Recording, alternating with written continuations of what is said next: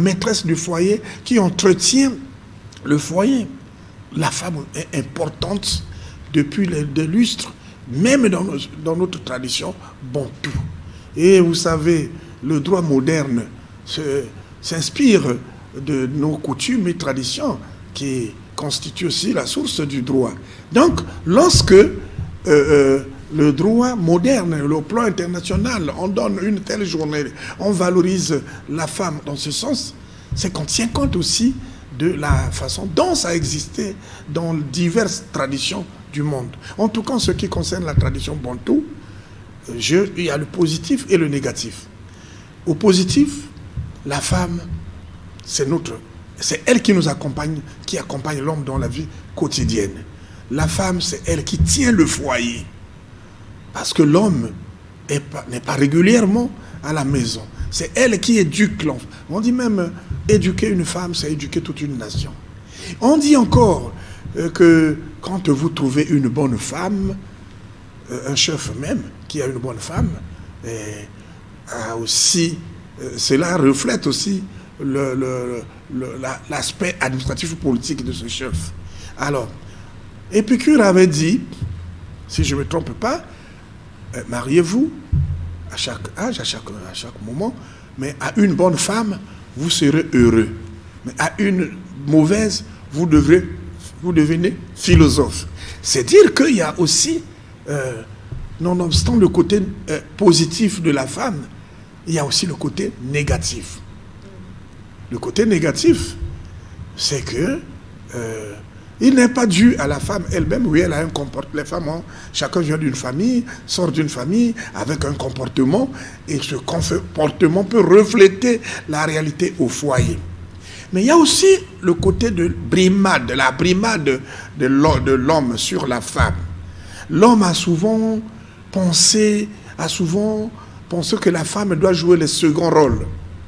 Juste. Mais est-ce que cela n'est pas dû à son éducation? Comme par exemple, on a des dictons qui disent que moi, ça tonga kambokate, ou encore lorsqu'on parle de l'égalité des droits et des chances, on a des gens qui disent clairement qu'il ne peut avoir égalité entre l'homme et la femme. Qu'est-ce que vous en dites? Je pense que l'égalité entre l'homme et la femme, ça dépend des domaines. Écoutez, à l'école, nous avons vu des femmes qui sont premières de classe pendant tout le circuit. Tout le cycle. On a vu des femmes dans les administrations qui travaillent mieux que les hommes même. On a aussi des femmes au gouvernement qui sont dynamiques. Donc, réduire toujours la femme au sens qu'elle doit jouer le second rôle, non, c'est elle-même aussi parfois qui se laisse faire. Parce que quand vous êtes une femme, pour éviter les problèmes aussi. Mais pour éviter les problèmes. Une femme qui défend ses droits, généralement, dans notre tradition, est très mal vue. Elle est orgueilleuse, elle est hautaine, c'est une femme insoumise. Il faut défendre les droits tout en savant que vous avez aussi des obligations. Parce que vous ne pouvez pas, la plupart des hommes n'aiment pas que la femme monte. Vous voyez? Et elle préfère en ce moment-là, éviter d'avoir des problèmes avec son conjoint et se retirer au second rôle. Mais il y a des femmes qui ont été chefs d'État, aussi même chez nous en Afrique. Bon, et il y a des femmes premiers ministres, des femmes ministres, des femmes présidents d'assemblée, mais qui tiennent aussi. Qui tiennent. Donc il faut que ça soit un exemple. Au lieu de toujours se contenter des seconds rôles. Parfois, ce sont les femmes elles-mêmes qui se laissent faire. Mais est-ce qu'aujourd'hui, notre coutume, parce qu'on a des gens qui disent carrément, vu des brimades, vu que les gens prétextent nos coutumes pour brimer les femmes, il y a des gens qui disent que la coutume, c'est la sorcellerie. Mais est-ce qu'on ne peut pas dire que notre coutume aujourd'hui est mal interprétée? Parce que l'histoire nous parle de la reine, de la femme de Makoko, par exemple, Galeforo, qui occupait une place très importante dans le royaume Congo. En Angola, on nous parle de Njinga. Est-ce qu'aujourd'hui, nos coutumes ne sont pas mal interprétées?